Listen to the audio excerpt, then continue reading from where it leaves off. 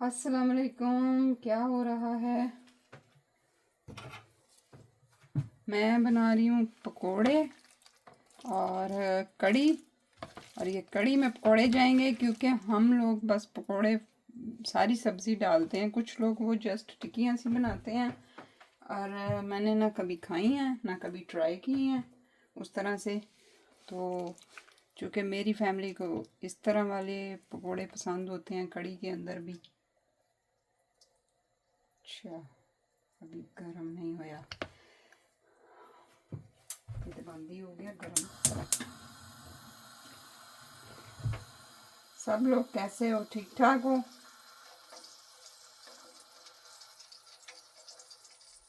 मैंने एक बात पूछनी थी, आप सब ने वो इतना प्यार दिया है मेरी वो जो वीडियो थी जिसमें मैंने अपना सूट स्टिच किया है, शलवार कमीज़। आप सब लोगों ने इतना प्यार दिया है तो ये बाकियां भी दे दो। बाकी वीडियो भी मेरी ही ने। उसके बाद मैंने डाली एक छोटी सी वो, उसमें पोइम थी तहज़ीब हाफ़ी की। तो मैंने कहा ये कुछ फ़ोटोग्राफी थी, कुछ क्लिप्स मैंने बनाए हुए थे। मैंने कैमरे को ट्राई किया था, मैंने कहा देखूं रिज़ल्ट कैसा है। तो अभी मैं मज़ीद इस पर कर रही हूँ, वो भी मैं साथ साथ करती जाऊँगी अपलोड। तो आप लोगों ने उसको मुँह ही नहीं लगाया ना। मेरी शायरी नहीं पसंद कि वो वाला शायर नहीं पसंद। मैं फिर बदल लूँगा, मतलब कि वो जो तहज़ीब हाफ़ी है उसकी शायरी नहीं पसंद या मैं ही नहीं। वैसे हो नहीं सकता कि उसको कोई ना पसंद करे हैं। अब मैं ही होनी है वजह बिच। हाँ, बस यही गल है। किस किस का दिल कर रहा है जी पकौड़े खाने को? कल्ले पकौड़े तो कड़क चाय। आज होया पता की, मेरी आदत है कि मैं पहले से चीज़ें मौजूद होती हैं ना, मतलब किचन की ग्रोसरी, तो मैं और ले आती हूँ। क्योंकि घर में रूटीन में ये चीज़ें यूज़ होनी ही होनी है, इनका वेस्ट नहीं होता। मतलब दाल पड़ी है, अब थोड़ा उसमें से कुछ यूज़ हो गया, कुछ पड़ी है तो मैं दाल के और पैकेट ले आऊँगी। इसी तरह बेसन का पैकेट ले आऊँगी, इसी तरह मैदे के पैकेट ले आऊँगी कि अभी पड़े भी हैं तो कोई नहीं, ये तो यूज़ होने ही है। तो ये नहीं मैं करती कि एंड देखूँगी हाय एंड तो डब्बा खड़कन लग जाए तो फिर जाके ले आवा। नहीं, ऐसा नहीं होता। तो और मेरे जहन में था कि मैंने ले लिए हुए हैं वो बेसन साहब के पैकेट भी मेरे पास पड़ा हुआ है। रोज़ों में मैंने देखा था, मैं पड़ा हुआ था। और एक ऑलरेडी जार भरा, मतलब वो पूरा कंटेनर भरा हुआ था। हाय, और मैनू लभदा नहीं है पिया कित्थे पिया है, क्योंकि मैं हाँ ऐसी ही हूँ, मैं भूल जाती हूँ चीज़ें रख के। मैं बात करते करते किसी और तरफ चल पड़ती हूँ, मैंने पहली गल भूल जाती कि मैं पहली शुरू कितों की थी। है कोई इस चीज़ का इलाज? मैंने पता तुसी कह रहे हो कि बोलना बंद कर दे। हाँ, ये भी गल सही है, सब तो बेस्ट ट्रीटमेंट है। लेकिन बोलना बंद कर देवां तो ये चीज़ां चूज़ां जड़ियां मैं भुलदी एह्दा की करा हैं। मैं तो वैक्सीन भी नहीं लवाई कि मैं कहां मेरी याददाश्त खो गई है। अच्छा, जो चीज़ें भूलनी होती हैं ना, जो क्या कहते हैं, मामलात भूलने होते हैं, दिल कहता है कि बस छोड़ दो इसको, आगे निकलें, आगे टुरें। वो टुरिया नहीं जाता, वो भुलियां नहीं जांदियां चीज़ां। उत्थे की मसला है, वो भी भुलना चाहिए है ना।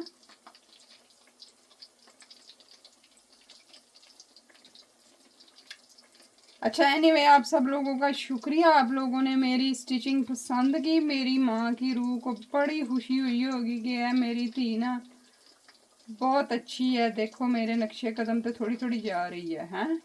मतलब वो अब इस दुनिया में नहीं है, लेकिन जब पता है ना कि औलाद कोई अच्छा काम करे तो और उसकी तारीफ हो तो पीछे माँ बाप की ही तारीफ हो रही होती है।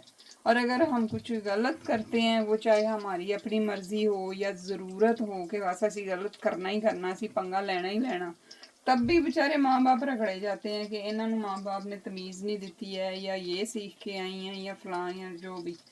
तो इस तरह से जब अच्छे लफ्ज़ों में तारीफ़ होती है तो वो बड़ी खुशी होती है कि चलो थोड़ा सा वो 0.0 तो अपने पेरेंट्स का कर्ज उतर गया ना, उनके प्यार का और उनके जो एहसानात हैं। हो तो नहीं सकता, ये भी कभी भी उतर नहीं सकता। 0.0 तक भी हमें पहुंचने में बहुत मेहनत करनी पड़ेगी कि हम अपने पेरेंट्स की जो है उस उनको रिस्पेक्ट और प्यार और हर चीज़ उनको रिटर्न कर सकें, केयर रिटर्न कर सकें। ऐसा माँ बाप ही करते हैं, बच्चों से नहीं हो पाता। पिछले दिनों आप सब लोगों ने मदर्स डे सेलिब्रेट किया, जिनकी माएँ हयात हैं उन्होंने भी किया, जिनकी नहीं हैं उन्होंने अपने तरीके से माओं को याद किया। यार इस तरह ना करो, साडियां माइयां ना मतलब जो नई माएँ हैं वो डिजिटल मावाਂ हो गईਆਂ। ਹੁਣ ਉਹਨਾਂ ਨੂੰ ਵੀ ਤੁਸੀਂ ਸਾਲ ਤੇ ਲਾ ਦੋਗੇ ਨਾ ਕਿ 1 ਸਾਲ ਬਾਅਦ ਜੀ ਤੁਹਾਨੂੰ ਵਿਸ਼ ਕਰ ਲਾਂਗੇ, ਤੇ ਉਹ ਵਿਚਾਰੀਆਂ ਉਹ ਉੱਥੇ ਹੀ ਖੁਸ਼ ਹੋਣਾ ਉਹਨਾਂ ਨੇ ਕਿ ਵਾਹ हम भी मॉडर्न क्या कहते हैं लाइफ को फॉलो कर रहे हैं, हम भी मॉडर्न हैं, हम भी मदर्स डे मनाते हैं, हम भी फलाना डे मनाते हैं। ਇਹ ਡੇ ਡੂ ਛੱਡੋ ਤੇ ਰੋਜ਼ ਦੇ ਰੋਜ਼ ਉਹਨਾਂ ਦੀ ਰਿਸਪੈਕਟ ਕਰੋ। ਉਹਨਾਂ ਦੀਆਂ 10 ਗੱਲਾਂ ਚੋਂ ਇੱਕ ਗੱਲ ਮੰਨ ਲਓ ਡੇਲੀ, ਤੇ मैं कहनी इस तो ਵੱਡਾ डे ही कोई नहीं ਹੁੰਦਾ माँ ਦਾ। अगर हम 10 बार कह रहे होते हैं ना ए मैं नहीं करना, मेरे को नहीं ਹੁੰਦਾ, छोड़ो पर ये वो, और अगर हम उन सारी बातों को सुन के एक बात कह देना अच्छा ए मैं कर सकती हाँ या मैं कर सकता आज, तो माँ का दिल जानता है और वो माँ जानती है कि उससे बड़ा खुशी का दिन ही कोई नहीं होता। चाहे वो यही कह दे कि सवेरे जल्दी उठ जाया कर, गो के आजकल के बच्चों के लिए मुश्किल है, लेकिन अगर आप ये कह दो कि अच्छा उठाऊंगा, अब करना ना करना बात की बात है। आपकी अच्छा कहने से भी जो रौनक उसके चेहरे पे आएगी ना, वो किसी पार्लर में जाके नहीं आएगी। जो फ्रेशनेस वो फील करेगी, जो सारा दिन वो तानू कही जाएगी पुत्र है खा लै, बेटा इधर बैठ जा, बेटा इस तरह कर लै, यानी बेटा या बेटी दोनों को ही फिर वो स्पेशल ट्रीट करेगी कि आज इन्हें मेरी गल रखी है। तो मैं समझती हूँ कि यही मदर्स डे होता है, यही मदर क्या कहते हैं, हम अगर कुछ कर सकते हैं माओ के लिए या फादर के लिए, फादर का बहुत ध्यान रखा करो, उन्हें बेचारे ने बाहरों भी पता नहीं की देखना सुनना होंगे, तो उसकी भी रिस्पेक्ट अपनी जगह पे है। जाहिर है घर में माँ है तो सिस्टम चल रहा है, बाहर बाप निकलता है तो फिर वो बाकी सारे सिस्टम चल रहे होते हैं। और अगर माँ नहीं है ना घर में, औरत नहीं है उस सिस्टम में आपका साथ देने वाली, तो फिर वो बंदा लखपति करोड़पति अरबपति भी होएगा ना, वो घर का सिस्टम भी नहीं चलना, वो बाल बच्चे भी नहीं चलने, कुछ भी नहीं। तो ये दोनों अल्लाह ने जितनी भी रिश्ते या महलूकात बनाई हैं एक दूसरे के लिए लाजम मलजूम है। तो मैं इंज लगता मैं कितने क्लास च खलोती तो तुसी सारे मेरे बच्चे हो हैं, तुसी भावें मैनूं कहंदे हो जा पर दफा हो, सानूं सारियां गल्लां दा पता तो सारिਆਂ ਨੂੰ ही हुंदा है, लेकिन जो होता है ना कुछ चीज़ें वक्त बता रहा होता है। मेरे पास अब क्या कहते पेरेंट्स नहीं हैं, तो वो चीज़ें मैंने ये ज़िंदगी में जितना भी सीखा है ना, जितना भी सीखा है, या जिंदगी ने मैनू फड़ फड़ के सिखाया है, बल्कि फड़ फड़ के सिखाया है। सीखना असीं कित्थे हुंदा, एडे चंगे नहीं असीं हैगे। ते वो नहीं भाई, माँ बाप जो सिखा रहे होते हैं ना उस वक्त बंदा सीख ले, वो ज़्यादा बेटर है कि आपको ज़िंदगी फिर कानों से पकड़ के सिखाए, दो लत्तां मारे रोज़ सुबह ते शाम, ते नाल मुक्के भी मारे जिंदगी ते ठुड्डे भी मारे, ते वो बहुत औखा काम है। ਤੇ ਮਦਰਸ ਡੇ ਛੱਡੋ, ਐਵਰੀ ਡੇ ਕਰ ਲਓ, ਐਵਰੀ ਡੇ ਮਿਲਕ ਦੀ ਚਾਹ ਬਣਾ ਕੇ ਤੇ ਨਾਲ टिक्की पैक 50-50 टिक्की पैक सुपर, जो भी उधर बिस्किट माओ को पसंद है ना, तो मोस्टली तो मैंने देखा सुपर या फिर 50-50 उधर खा रहे होते हैं।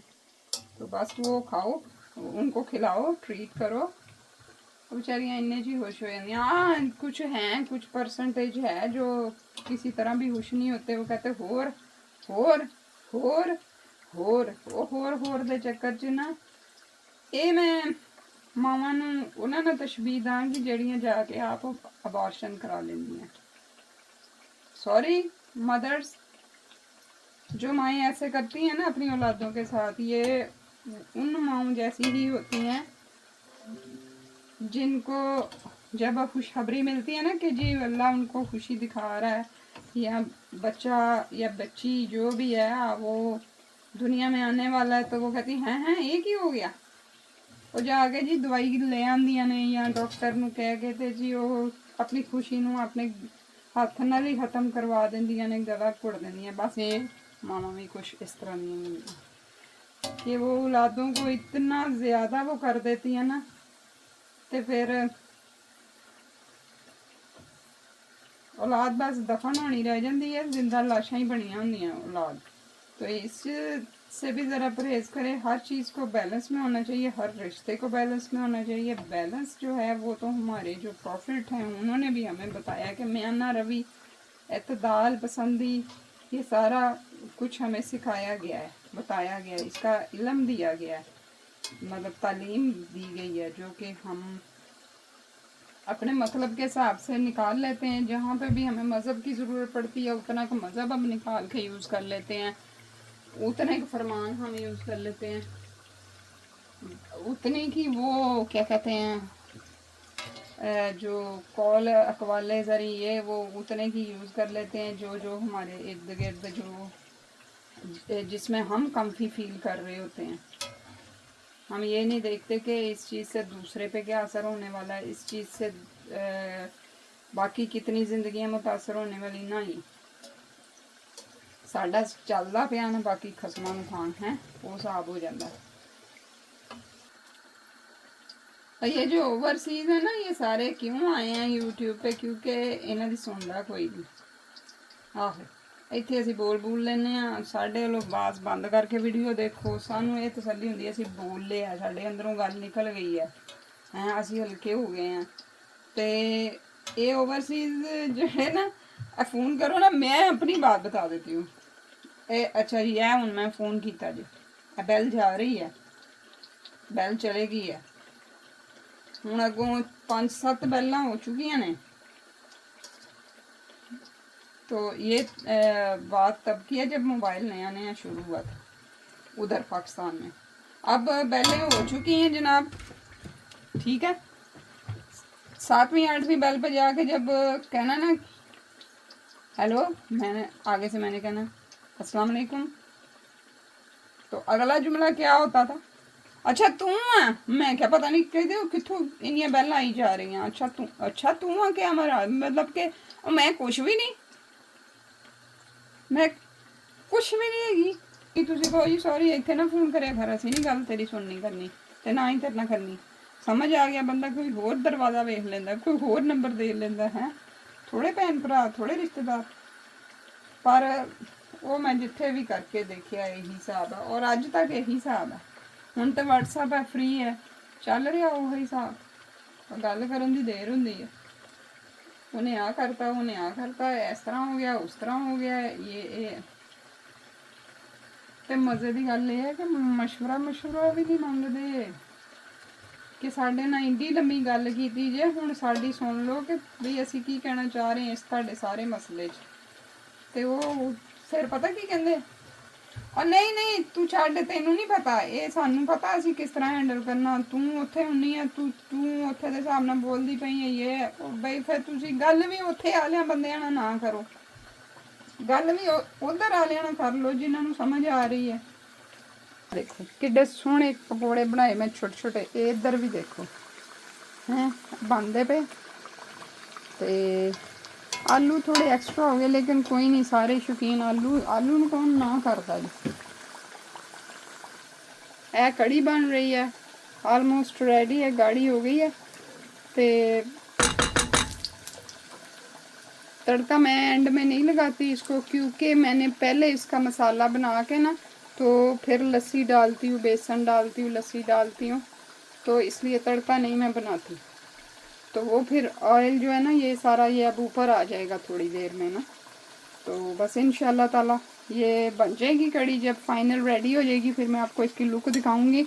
और अगर रेसिपी चाहिए हो जिस तरह से मैं बनाती हूँ तो मेरा कुकिंग चैनल है फैमिली कुकर ऑफिशियल, तो आप वहाँ जाना, हाय हाय, वहाँ पे आपको मिल जाएंगी रेसिपीज़। वो 400 से ज़्यादा रेसिपीज़ हैं उसमें, तो हर बंदे का टेस्ट है। और एक चीज़ है कि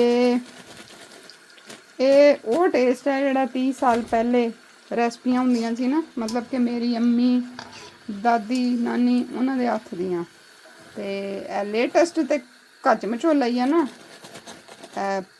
प्री कुकड चीज़ां लैन दियां या रेडी टू ईट लैन दियां या डब्बे वालियां चीज़ां पैकट वालियां चीज़ां नहीं, वो नहीं बारे च हैगियां। उन्हां दा ना टेस्ट आंदा, और बच्चे भी मेरे इस तरह यूज टू हो गए। वो बाहर महंगे होटल च भी लै जाओ तो वो कहेंगे नहीं, जो घर में मज़ा आता है वो नहीं आ रहा।